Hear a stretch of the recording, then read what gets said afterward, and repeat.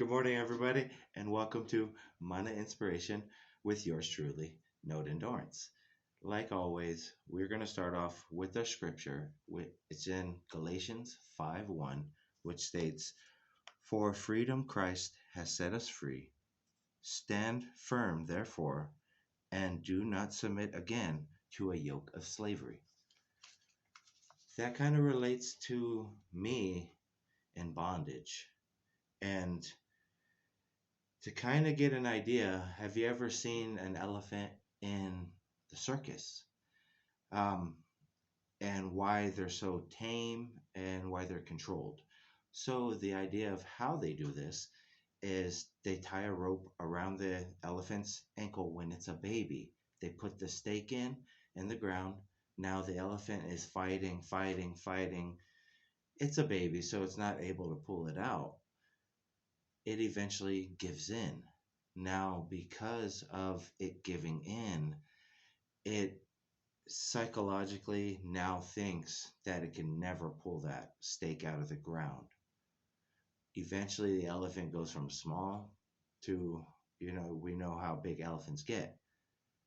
And we wonder how this elephant is still stuck. And it's because they are bonded mentally on that string and that stake. Basically, and this is my question to you is what's keeping you in bondage? Just like that elephant, he could easily just yank it out, pull it, but he doesn't. I think we tend to do a lot of that ourselves and keeping ourselves bonded up, knowing that we have the option to pull that out and get free. I think it reminds me of straitjackets also is keeping you bonded. Everybody thought that a straitjacket was really impossible to get out of until, well, I would say Harry Houdini, who was proven to get out of the straitjacket without dislocating his shoulder, how you've seen on different movies. He was able to escape from that. Others, like Chris Angel, was able to do it hanging upside down in two straitjackets. Now, people ask, it's kind of how can this be done? I think it's almost similar to the 4 minute mile or the 5 minute mile, sorry, where nobody thought it could be done until somebody did it. Once somebody did it, the I'd say the availability was open to the options of breaking out of the bondage, of being able to escape, being able to pull that stake out of the ground. It brings me to the question is where in your life did bondage happen? For me, a lot of my childhood is things that happen. That's where I focused a lot on trying to solve and trying to fix on myself is going back and seeing what was the problem that was keeping me bondage even now to where frustration, anger, anything that arises and comes out, I always think of what is this stemming from? What does it lead from? Could it lead from pain? Could it lead from a thought process? I believe if we can start to follow down that path and target where it's coming from, then we're able to deal with that problem, get rid of the root. If you ever heard of nip it at the bud, that's kind of the definition of getting it right at the root. That way, it's no longer festering you, it's no longer bothering you, you're no longer feeling bonded, in bondage, I would say. You're able to feel free. You feel like the weight lifted off your shoulders. You're able to keep that momentum going. And speaking of momentum, uh, I'm obviously, lived in Hawaii, was raised in Hawaii. I have a question. Have you ever been swimming against the current without knowing? That is a question where if you're in the ocean and you're swimming and you feel like you're getting nowhere, that's usually because you're swimming against the current. The harder you fight, the more tired you get, the more harder the swim is.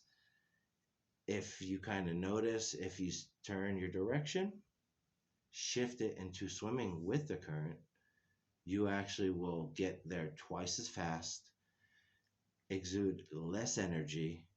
And I believe it's kind of almost similar in the bondage is we choose to swim against that current when we can easily choose to shift and go with it and actually ride the wave of life.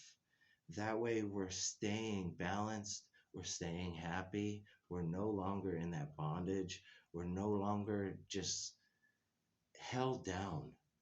I think that's the number one thing is we hold ourselves down. It's kind of like that story I told with the kid, that was being held down. Have that spirit inside where you feel you choose to get up, you choose to rise, you choose to have your goals, have a future for yourself. Stop focusing on past, stop focusing on things that is holding you back. If we shift it to the things that we want, like purpose thinking, we have less time to think about the past. We have more time to think about our future. You know, it says we have the choice of staying in bondage because in that scripture, Christ set us free. So, are you staying in bondage? And if so, what's keeping you in that bondage? And what's the action we can take to start, I would say, depiling that clutter and get to the root to nip it in the bud? That way, we're able to live a more healthier lifestyle. We're giving, we're more friendly, we're spreading what I was taught from Hawaii is the aloha and sharing it with others. On that note, I do want to thank you guys. I always try to keep it really short. I want to keep you, inspired and entertained. Um, Not entertained, but more motivated. So that way you're able to share this with somebody. If you're not having a good start of your week, you can listen to something like this, share it, and be able to say that you're not alone. Everybody is going through something. We just all have it in different stages and different basically areas in life. Now, this is where we can find people that are doing better in other areas and learn off of each other. Break that bondage, slip out of that straitjacket like Houdini did. But keep fighting, keep going, keep pushing. I always had a message in my pocket when I did sales, and it said, keep going no matter what. Law of average. And that is a numbers game. That means just keep pushing, keep pushing. Everybody successful told me this: the successful don't give up. So don't give up on yourself. Don't give up on what's holding you. Break free, study, learn, grow, contribute, and have a blessed week. Again, aloha, guys. You guys have a blessed week, a wonderful day.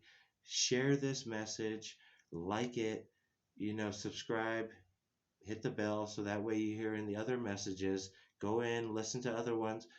I'm just here trying to help. My job is one person. If I can share with one person and that one person share it with another person, I feel accomplished, like we're doing something and we're helping each other. But again, I thank you guys. Have a wonderful day. Take it easy.